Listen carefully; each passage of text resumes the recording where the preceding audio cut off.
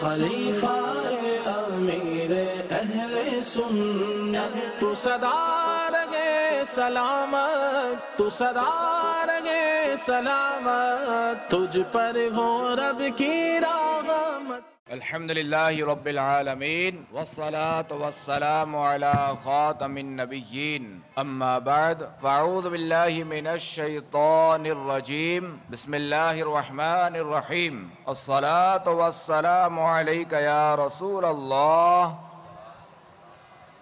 وعلی آلک واصحابک یا حبیب اللہ۔ الصلاة والسلام علیک یا نبی اللہ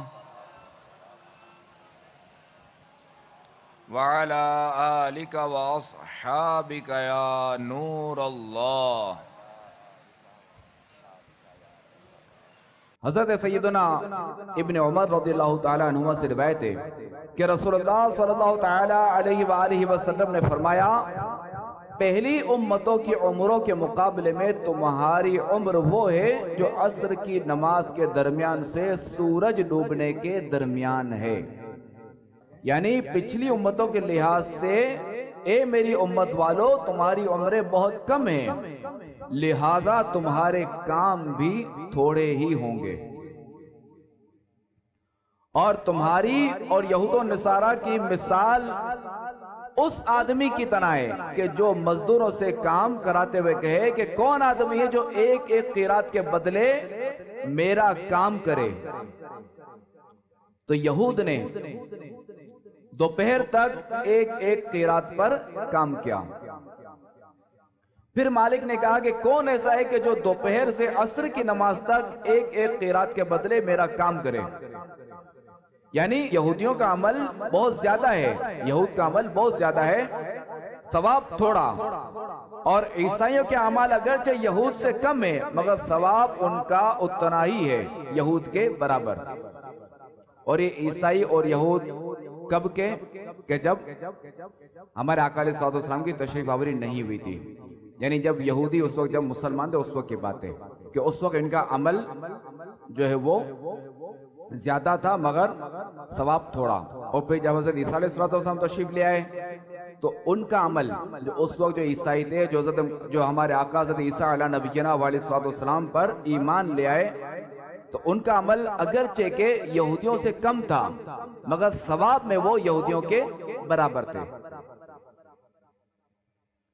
تو نصرانیوں نے دوپہر سے عصر کی نماز تک ایک ایک قیرات کے عوض کام کیا۔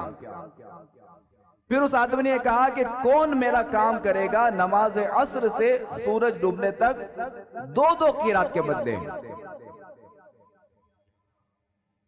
تو تم وہی امت ہو کہ جو عصر کی نماز سے سورج ڈوبنے تک کام کرتی ہو اور تمہاری مزدوری ڈبل ہے۔ یعنی یہ کہ ایک بندہ صبح سے دوپہر تک کام کرے، اس کو بھی سمجھے کہ 100% ملا۔ مثال دے رہا ہوں میں، اب ایک بندہ ہے کہ جس نے ظہر سے عصر تک کام کیا، اس کو بھی 100% ملا، حالانکہ صبح سے ظہر تک کا وقت زیادہ ہے، وہ ملا اس کو 100%۔ اچھا اب ظہر سے عصر کا وقت یہ تھوڑا کم ہے مگر اس کو ہی ملا 100% جو اس نے کام کیا، اور عصر سے مغرب تک جس نے کام کیا اس کو ملا 200%۔ تو اجرت کس کی زیادہ ہوئی، تنخواہ کس کو زیادہ ملی؟ عصر سے مغرب والے کو، حالانکہ وقت کم مگر قیمت ڈبل۔ تو یہود اور نصارہ یہ غصہ ہو کر بولے کہ کام میں ہم زیادہ ہیں اور عطیے میں ہم کم ہیں۔ تو اللہ تبارک و تعالی نے فرمایا هل نقصتکم من حقکم، یعنی کیا میں نے تمہارے حق میں سے کچھ کم کیا؟ وہ بولے نہیں۔ اللہ پاک نے فرمایا فَذَلِكَ فَضْلِي أُوتِيهِ مَنْ أَشَاءُ، یعنی یہ میرا فضل ہے جسے چاہوں عطا فرما دوں۔ یعنی فضل عدل کے خلاف نہیں، تم سے جو وعدہ کیا گیا تھا وہ پورا پورا تم کو دے دیا گیا۔ تو اے عاشقان رسول، اے حبیب گنج کے سننے والے اسلامی بھائی اور مدنی چینل کے ناظرین، خیال رہے کہ یہ تشبیہ صرف زیادتی میں ہے، ورنہ مسلمانوں کا ثواب، امت محمدیہ کا ثواب ان قوموں سے دگنا نہیں بلکہ 700 گنا زیادہ اور اس سے زیادہ تر ہے۔ اور پھر اسلامی احکام، اس امت میں جو شریعت محمدی جو ہے اس کے جو احکام ہیں یہ بہت نرم۔ پچھلی امتوں پر یعنی یہود پر جو ہے وہ 1/4 مال زکوٰۃ تھا، یعنی اگر کسی کے پاس 1 لاکھ اگر ٹکا ہے تو اس میں سے 25,000 زکوٰۃ کس پر؟ یہود پر۔ جبکہ ہم مسلمان ہیں، ہم پر جو ہے وہ ہم امت محمدی ہیں تو ہم پر جو ہے وہ 40واں حصہ، جیسے کسی کے پاس اگر 1 لاکھ ٹکا ہے تو اب اس پر زکوٰۃ کتنی ہوگی؟ 2500 ٹکا، یہ 40واں حصہ بنتا ہے۔ ان کے لیے ترک دنیا ثواب، جبکہ ہمارے لیے رمضان کے آخری عشرے کے اعتکاف میں پوری زندگی ترک دنیا کا ثواب۔ حضور صلی اللہ علیہ وسلم کے صدقے سے ہمیں جو ہے وہ بہت کچھ ملا، کہ چونکہ ہماری نسبت خاتم النبیین صلی اللہ تعالی علیہ وآلہ وسلم سے کہ ہم محمدی ہیں الحمدللہ، تو معلوم ہوا کہ نسبت جو ہے وہ بڑی بہاریں دکھاتی ہے، اور مسلمانوں کی یہ عظمتیں جو ہیں یہ صرف اور صرف محمد مصطفیٰ صلی اللہ تعالی علیہ وآلہ وسلم کی نسبت سے ہیں۔ صلو علی الحبیب صلی اللہ تعالی علی محمد صلی اللہ علیہ وسلم۔ توریت شریف میں امت محمدیہ کے فضائل سنتے ہیں۔ حضرت سیدنا موسیٰ علیہ السلام نے عرض کی، اے میرے مولا، میں نے تورات میں ایک ایسی امت کا ذکر پایا ہے جو سب امتوں سے بہتر ہوگی، لوگوں کو بھلائی کا حکم دے گی اور برائی سے منع کرے گی، وہ پہلے اور بعد والی تمام کتابوں پر ایمان لائے گی، حتیٰ کہ کانے دجال کو بھی قتل کرے گی۔ حضرت موسیٰ علیہ السلام نے عرض کی، اے میرے پاک پروردگار، اسے میری امت بنا دے۔ اللہ تبارک و تعالی نے ارشاد فرمایا، اے موسیٰ، وہ احمد مجتبیٰ کی امت ہے۔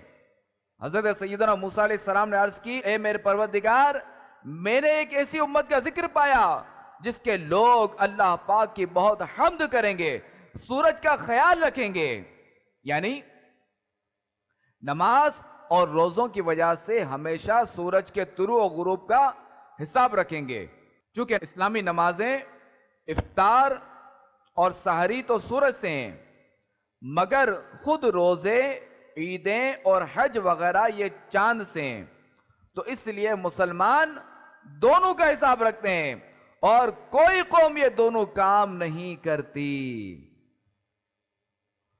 اور منصب حکومت و امامت پر فائز ہوں گے۔ جب کسی کام کا ارادہ کریں گے تو کہیں گے انشاءاللہ ہم اس کام کو کریں گے۔ تو حضرت موسیٰ علیہ السلام نے عرض کی، اے میرے پاک پروردگار، اسے میری امت بنا دے۔ تو اللہ تبارک و تعالی نے ارشاد فرمایا، اے موسیٰ، وہ احمد مجتبیٰ کی امت ہے۔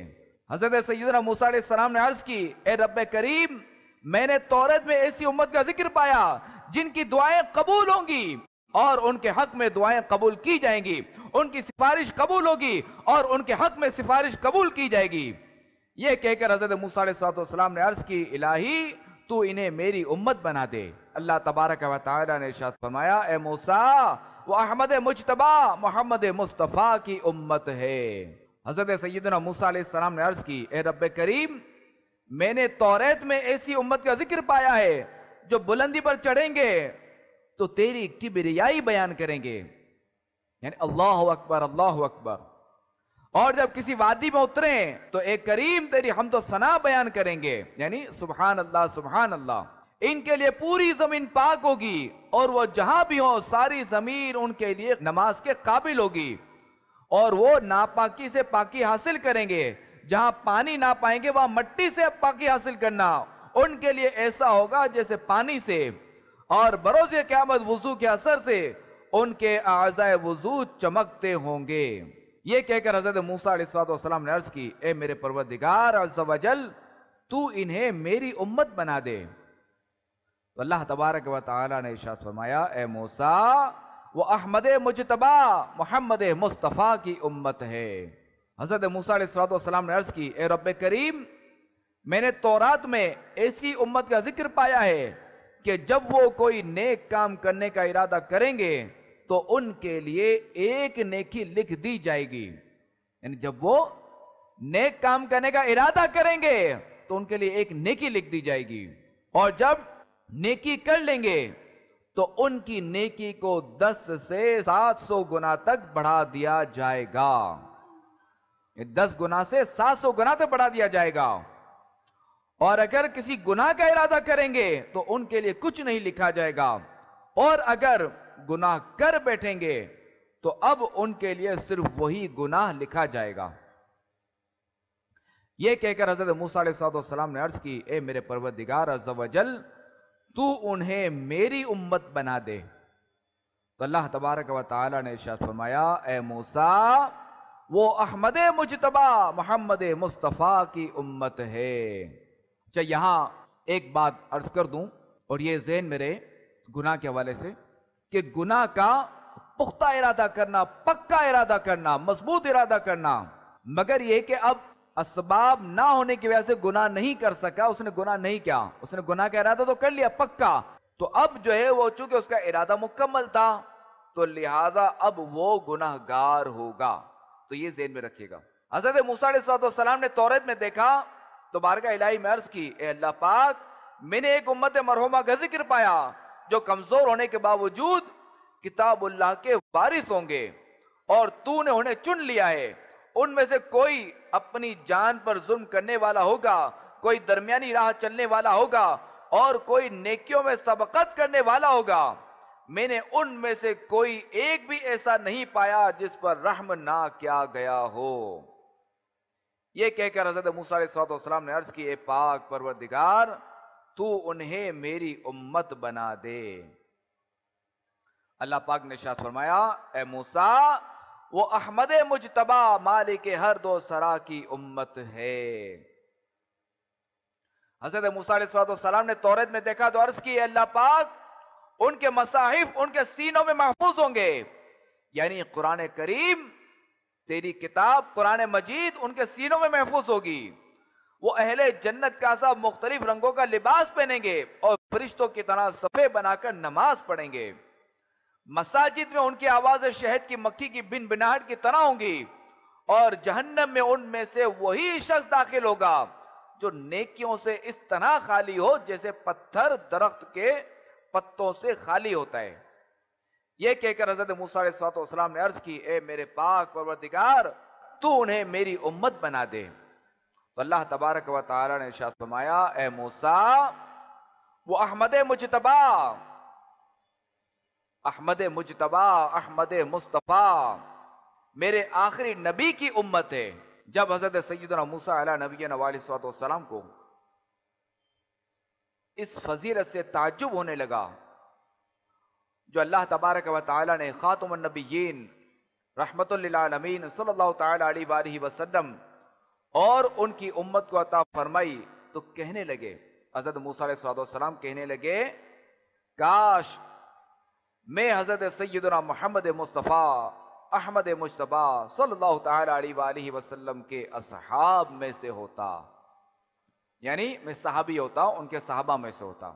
اللہ تبارک و تعالی نے قرآن پاک میں ارشاد فرمایا, اور یہ خطاب جو حضرت موسیٰ علیہ السلام سے, اللہ تعالیٰ نے ارشاد فرمایا, یا موسیٰ انی اصطفیتک علی الناس برسالاتی و بکلامی. یعنی اے موسیٰ, میں نے تجھے لوگوں سے چن لیا اپنی رسالتوں اور اپنے کلام سے. فخذ ما آتیتک وکن من الشاکرین, تو لے جو میں نے تجھے عطا فرمایا اور شکر والوں میں ہو. وَكَتَبْنَا لَهُ فِي الْأَلْوَاحِ مِن كُلِّ شَيْءٍ مَوْعِظَةً وَتَفْصِيلًا لِكُلِّ شَيْءٍ, اور ہم نے اس کے لیے تختیوں میں لکھ دی ہر چیز کی نصیحت اور ہر چیز کی تفصیل. فَخُذْهَا بِقُوَّةٍ, اور فرمایا اے موسیٰ اسے مضبوطی سے لے. وَأْمُرْ قَوْمَكَ يَأْخُذُوا بِأَحْسَنِهَا, اور اپنی قوم کو حکم دے کہ اس کی اچھی باتیں اختیار کریں. سَأُرِيكُمْ دَارَ الْفَاسِقِينَ, ان قریب میں تمہیں دکھاؤں گا بے حکموں کا گھر. صلو علی الحبیب صلی اللہ تعالی علی محمد صلی اللہ تعالی علیہ وآلہ وسلم. اے حبیب گنج میں جمع ہونے والے اسلامی بھائیوں اور مدنی چینل کے ناظرین، جس طرح محمد مصطفیٰ صلی اللہ تعالی علیہ وآلہ وسلم تمام رسولوں کے سردار اور سب سے افضل ہیں، تو بلا شبہ حضور علیہ السلام کے صدقے میں حضور علیہ السلام کی امت تمام امتوں سے افضل ہے۔ الحمدللہ الکریم، ہم کتنے خوش نصیب ہیں کہ اللہ تبارک و تعالیٰ کے پیارے حبیب صلی اللہ تعالی علیہ وآلہ وسلم کا دامن کرم ہمارے ہاتھوں میں آیا، اور یقیناً پیارے آقا صلی اللہ تعالی علیہ وآلہ وسلم تمام انبیاء کرام علیہم السلام میں سب سے افضل ہیں، اور آپ علیہ السلام کے صدقے میں آپ کی امت پچھلی تمام امتوں سے افضل ہے۔ اور یہ یاد رہے کہ اس افضلیت کی وجہ ہرگز یہ نہیں ہے کہ اس امت میں کثرت سے مالدار ہوں گے، اس امت میں بڑی بڑی بلڈنگیں بنانے والے ہوں گے، اس امت میں مضبوط مکانات بنانے والے ہوں گے، اس امت میں ہوائی جہاز ہوں گے، یا اس امت میں بڑے بڑے سائنسدان ہوں گے۔ تو یاد رہے کہ اس امت کی افضلیت ہونے کی وجہ ہرگز یہ نہیں ہے، بلکہ اس امت کی افضلیت کی وجہ یہ کہ یہ نیکی کی دعوت دینے اور برائی سے منع کرنے کے اہم منصب پر فائز ہیں۔ چنانچہ اللہ تبارک و تعالیٰ قرآن پاک میں ارشاد فرماتا ہے، پارہ 4 سورہ آل عمران کی آیت نمبر 110 میں، کنتم خیر امت اخرجت للناس، تم بہتر ہو ان سب امتوں میں جو لوگوں میں ظاہر ہوئی، تأمرون بالمعروف، بھلائی کا حکم دیتے ہو، وتنہون عن المنکر، اور برائی سے منع کرتے ہو، وتؤمنون باللہ، اور اللہ پر ایمان رکھتے ہو۔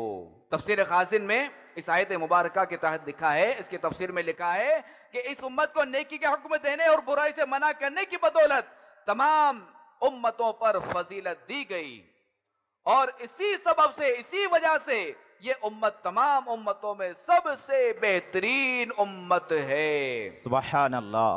تو اے عاشقان رسول، حضرت سیدنا ابو ہریرہ رضی اللہ تعالیٰ عنہ سے روایت ہے کہ خاتم النبیین صلی اللہ تعالیٰ علیہ وآلہ وسلم نے ارشاد فرمایا کہ اللہ تبارک و تعالیٰ ارشاد فرماتا ہے، جب میرا بندہ کسی برائی کا ارادہ کر لے، جب میرا بندہ کسی برائی کا ارادہ کرے تو اسے نہ لکھو، اگر وہ اس برائی کو کر لے تو ایک گناہ لکھ دو، اور جب وہ کسی اچھائی کا ارادہ کرے تو ایک نیکی لکھ دو، اور اگر وہ اس اچھائی کو کر لے تو اس کے نامہ اعمال میں 10 نیکیاں لکھ دو۔ سبحان اللہ۔ اے عاشقان رسول، اس امت کو اللہ تبارک و تعالیٰ نے جن خصوصیات سے نوازا ہے، ان میں سے ایک یہ بھی ہے کہ اس امت سے خطا اور نسیان کو معاف فرما دیا ہے، یعنی خطا اور بھول کو معاف فرما دیا ہے۔ جیسا کہ حضرت سیدنا ابو ذر غفاری رضی اللہ تعالیٰ عنہ سے روایت ہے کہ رسول اللہ صلی اللہ تعالیٰ علیہ وآلہ وسلم نے ارشاد فرمایا، اللہ پاک نے میری امت کی خطا، بھول اور جس کام پر اسے مجبور کیا گیا ہو، ان تمام سے درگزر فرما دیا ہے۔ اس امت کو اللہ تبارک و تعالیٰ نے جن خصوصیات سے نوازا ہے، ان میں سے یہ بھی ہے کہ ان پر احکام میں پہلی امتوں والی سختیاں نہیں ہیں، بلکہ اللہ تبارک و تعالیٰ نے آسانیاں اور نرمیاں فرما دیے، جیسا کہ سورہ بقرہ کی آیت نمبر 286 میں ارشاد ہوتا ہے، ترجمہ، اے رب ہمارے اور ہم پر بھاری بوجھ نہ رکھ جیسا تو نے ہم سے اگلوں پر رکھا تھا۔ حضرت علامہ حافظ ابن جریر طبری رحمۃ اللہ تعالی علیہ حضرت سیدنا ابن جریر رحمۃ اللہ تعالی سے روایت کرتے ہیں، یعنی اے اللہ ہم پر کوئی ایسا عہد نہ ڈال جس کی ہم طاقت نہیں رکھتے اور جسے پورا کرنے کی استطاعت نہیں رکھتے، جیسا تو نے ہم سے قبل یہود و نصارہ پر عہد ڈالا، جسے انہوں نے پورا نہ کیا تو تو نے انہیں ہلاک کر دیا۔ پہلی امتوں پر احکام بڑے سخت تھے، جیسے توبہ قبول ہونے کے لیے قتل کیے جانے کا ضروری حکم، گناہ کرنے والے عضو کو کاٹ ڈالنے کا حکم، جیسے کسی نے اگر ہاتھ سے گناہ کیا تو اب اس ہاتھ کو کاٹ دینا ہے، کپڑے پر نجاست لگ جائے تو اس کو کینچی سے کاٹ دینے کا حکم تھا، قتل جان بوجھ کر ہو یا خطاً ہر حال میں قصاص کا حکم وجوبی اور دیت دینے کی ممانعت تھی، یعنی دیت سے کام نہیں چلے گا، قتل ہی کرنا پڑے گا۔ اور ہفتے والے دن سیٹرڈے کے دن کوئی دنیاوی کام نہ کرنے کا حکم، اور گرجے کے علاوہ کہیں اور کسی جگہ نماز کی ادائیگی نہیں ہو سکتی، اور اسی طرح کے اور بھی دوسرے سخت احکام تھے۔ بنی اسرائیل میں جب کسی شخص کا کپڑا ناپاک ہو جاتا، پیشاب وغیرہ لگ جاتا، تب وہ کیا کرتا کہ اس کپڑے کو کینچی سے کاٹ دیتا، جبکہ ہم کیا کرتے ہیں، ہم دھو لیتے ہیں پانی سے، کہ ہمارے لیے کیا ہے کہ یہ دھونے سے پاک ہو گیا، جب ان کے لیے کیا حکم تھا کہ وہ کاٹتے تھے۔ وہ بھی حکم الہی تھا اور یہ بھی حکم الہی ہے، وہ بھی شریعت تھی یہ بھی شریعت ہے، وہ بھی حق یہ بھی حق۔ ہمارے رب کا فرمان حق حق حق ہے، تورات شریف بھی حق ہے، زبور شریف بھی حق ہے، انجیل مقدس بھی حق ہے، اور قرآن مجید بھی حق ہے۔ تو یہ ہم پر کرم ہے، اللہ تبارک و تعالیٰ نے ہم پر کرم فرمایا اپنے آخری نبی علیہ الصلوۃ والسلام کے طفیل، کہ ہمارے یہاں کپڑا ناپاک ہو جائے تو اسے جو ہے ہم کاٹتے نہیں ہیں بلکہ دھوتے ہیں۔ اسی طرح اگر بندے سے کوئی گناہ ہو جائے، یعنی کسی جیسے ہاتھ سے اگر گناہ کیا، تو اب کیا ہے کہ بندہ توبہ کر لے، اب یہ ہے کہ اس عضو کو کاٹنا نہیں ہے۔ دیکھو ہمارے پر کتنی رحمتیں ہم پر اللہ تبارک و تعالیٰ کی، اور یہ کس کے طفیل ہیں؟ سب خاتم النبیین صلی اللہ تعالیٰ علیہ وسلم کے صدقے میں۔ حضرت امام ابن ابی حاتم رحمۃ اللہ تعالیٰ علیہ نے حضرت سعید بن جبیر رحمۃ اللہ تعالیٰ سے روایت کیا ہے کہ بنی اسرائیل میں سے جب کوئی گناہ کرتا تو اس کے دروازے پر لکھ دیا جاتا تھا کہ تمہاری توبہ یہ ہے کہ تم اپنے اہل اور مال کے ساتھ گھر سے نکل کر دشمن کے مقابلے کو جاؤ، حتیٰ کہ تم سب پر موت آ جائے۔ اور ہم گناہ گاروں پر اللہ تبارک و تعالیٰ نے کیسی نرمی و آسانی فرمائی ہے کہ اب گناہ گار کو یہ حکم نہیں کہ اپنے آپ کو قتل کرے، بلکہ اب کیا حکم ہے کہ اس کے بارے میں امام اہل سنت فرماتے ہیں کہ بندوں کو حکم ہے کہ ان یعنی نبی علیہ الصلوۃ والسلام کی بارگاہ میں حاضر ہو کر توبہ و استغفار کریں، کہ اللہ تبارک و تعالی ہر جگہ سنتا ہے، اس کا علم، اس کا سمع یعنی سننا، اس کا شہود یعنی دیکھنا سب جگہ ایک سا ہے، مگر حکم یہی فرمایا کہ میری طرف توبہ چاہو تو میرے محبوب کے حضور حاضر ہو جاؤ۔ اللہ تعالیٰ فرماتا ہے اگر وہ جو اپنی جانوں پر ظلم کریں تیرے پاس حاضر ہو کر خدا سے بخشش چاہیں اور رسول ان کی مغفرت مانگے تو ضرور خدا کو توبہ قبول کرنے والا مہربان پائیں۔ تو حضور کے عالم حیات ظاہری میں حضور علیہ الصلوۃ والسلام یعنی آپ علیہ الصلوۃ والسلام کی بارگاہ میں حاضر ہونا یہ ظاہر تھا۔ اب خاتم النبیین صلی اللہ تعالی علیہ وسلم مزار انوار میں ہے، اور جہاں یہ بھی میسر نہ ہو یعنی وہاں حاضری دینا میسر نہ ہو تو دل سے خاتم النبیین صلی اللہ تعالی علیہ وسلم کی طرف توجہ، حضور سے توسل، فریاد، استغاثہ، طلب شفاعت کی جائے کہ حضور اقدس صلی اللہ تعالی علیہ وسلم اب بھی ہر مسلمان کے گھر میں جلوہ فرما ہے۔ اور ملا علی قاری رحمت اللہ تعالی جو کہ بہت بڑے بزرگ گزرے ہیں، تو ملا علی قاری رحمت اللہ تعالی فرماتے ہیں روح النبی صلی اللہ تعالی علیہ وسلم حاضرۃ فی بیوت اہل الاسلام، یعنی نبی کریم صلی اللہ تعالی علیہ وسلم ہر مسلمان کے گھر میں جلوہ فرما ہیں۔ مفتی احمد یار خان نعیمی رحمت اللہ تعالی علیہ مزید فرماتے ہیں کہ اللہ تبارک و تعالی نے دیگر انبیاء کرام علیہم السلام کو نام لے کر پکارا۔ اب قرآن مجید میں دیکھیں کہ دیگر انبیاء کرام علیہم السلام کو نام لے کر پکارا، مگر ہمارے آقا مدینے والے مصطفیٰ صلی اللہ تعالی علیہ وسلم کو القاب سے پکارا۔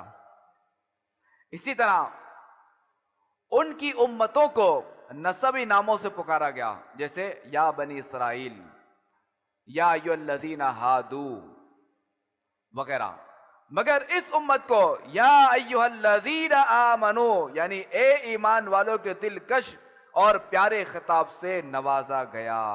خاتم النبیین صلی اللہ تعالی علیہ وسلم سفر معراج پر روانگی کے وقت امت کے عاصیوں کو یاد فرما کر آپ دیدہ ہو گئے۔ دیدار جمال خدا بندی اور خصوصی نوازشات کے وقت بھی گناہ گاران امت کو یاد فرمایا، اور عمر بھر وقتاً فوقتاً گناہ گاران امت کے لیے غمگین رہے، یہاں تک کہ جب قبر میں اتارا گیا آپ علیہ السلام کی ہونٹ ہل رہے تھے۔ بعض صحابہ کرام علیہم رضوان نے کان لگا کر سنا تو آہستہ آہستہ امتی उम्मती, मेरी उम्मत फरमाते थे। क़यामत में भी इन्हीं के दामन में पनाह मिलेगी। तमाम अंबिया किराम अलैहिमुस्सलाम नफ्सी नफ्सी इज़हबू इला गैरी, यानी आज मुझे अपनी फिक्र है, किसी और के पास चले जाओ सुनोगे। और इस गमखार उम्मत के लब पर या रब्बी उम्मती, या रब्बी उम्मती, यानी ए रब मेरी उम्मत को बख्श दे, मेरी उम्मत को बख्श दे। तो हमें अल्लाह तबारक व तआला ने कैसा प्यारा नबी अता फरमाया कि जो उम्मत के गम में रोए। जब पैदा हुआ तब भी सजदा क्या अल्लाह ताला के नबी ने, आखिरी नबी ने, और वक्तन फ वक्तन अपनी उम्मत के गम में रोते रहे। और दुनिया से जाहिरी तौर पे पर्दा फरमाने के बाद भी जो है वो कि रब्बे हबली उम्मती फरमाते रहे। तो फिर हम क्यों ना कहेंगे कैसा नबी हमें अता फरमाया अल्लाह ताला ने। आइए मजीद सुनते हैं कि सरकार अलैहिस्सलातु वस्सलाम के तुफैल इस उम्मत को मजीद क्या क्या मिला। हज़रत सैयदना हुसैन बिन अब्दुल रहीम इराक़ी रहमतुल्लाहि ताला अलैह फरमाते हैं कि इस उम्मत की एक खुसूसियत यह भी है कि लोगों ने अपनी कम उम्र में जिन उलूम पर उबूर हासिल कर लिया, गुज़श्ता उम्मतें लंबी उम्र मिलने के बावजूद हासिल ना कर सकी। यानी ये उम्मत जो है वो कम उम्री में भी इतना इल्म हासिल कर लेती है, जबकि जो पिछली उम्मतें थी वो लंबी उम्रें मिलने के बावजूद भी इतना इल्म हासिल नहीं कर सकती थी। और यही वजह है कि इतनी कम उम्र में इस उम्मत के उलमा पर उलूम मारिफ के खजाने खुल गए। और मजीद ये कि एक बीमारी है ताउन, कि जिसमें जो है वो कुछ गिल्टियां वगैरह निकलती है, शदीद बुखार आता है और रानों वगैरह में और बगलों वगैरह में, और जिससे जो वो चंद दिनों में बंदा दुनिया से चला जाता है, मर जाता है, और उसे बड़ा तड़प के मरता है। तो याद रहे कि ताउन का ये तबाहकुन मरज पिछली उम्मतों के लिए अजाब था, इनके लिए अजाब मुकर्रर किया गया था। मगर ये उम्मत महबूब की खुसूसियात में से कि अल्लाह तबारक व तआला ने अपने आखिरी नबी सल्लल्लाहु तआला अलैहि वसल्लम के सदके, अपने शेष नबी सल्लल्लाहु तआला अलैहि वसल्लम के सदके में इसी मरज को मोमिनों के लिए बाइस रहमत बना दिया। सुभान अल्लाह। बुखारी शरीफ की हदीस पाक में है कि रसूलुल्लाह सल्लल्लाहु तआला अलैहि वसल्लम ने फरमाया, ताउन एक अजाब था, अल्लाह पाक जिस पर चाहता उसे भेजता, फिर अल्लाह तबारक व तआला ने मोमिनीन के लिए उसे रहमत बना दिया। तो जो शख्स ताउन फैलने के जमाने में अपने शहर में सब्र के साथ तलब सवाब के लिए इस एतकाद के साथ ठहरा रहे कि उसे वही पहुंचेगा जो अल्लाह करीम ने उसके लिए लिख दिया है, तो उसके लिए शहीद की मिस्र सवाब है। ए हबीबगंज में जमा होने वाले इस्लामी भाइयों और मदनी चैनल के नाजरीन, जरा सोचिए कि गुनाहों के सबब अगर इस उम्मत के लिए भी ताउन को अगर अजाब बना दिया जाता तो किस कदर तकलीफ और आजमाइश होती। तो लिहाजा हमें चाहिए कि हम अल्लाह तबारक व तआला की नाफरमानियों से खुद भी बचें और दूसरों को भी बचाएं। तो लिहाजा हमें चाहिए कि हम खूब खूब नेकियां करें और सुन्नतों भरी जिंदगी गुजारें। अल्हम्दुलिल्लाह करीम, दावत इस्लामी के मदरी माहौल की बरकत से, दावत इस्लामी के दीनी माहौल की बरकत से गुनाहों से नफरत मिलती है, नेकियों से मोहब्बत मिलती है और सुन्नतों पर अमल करने का जज्बा नसीब होता है। खलीफा अमीर अहले सुन्नत, तू सदा रहे सलामत, तू सदा रहे सलामत, तुझ पर हो रब की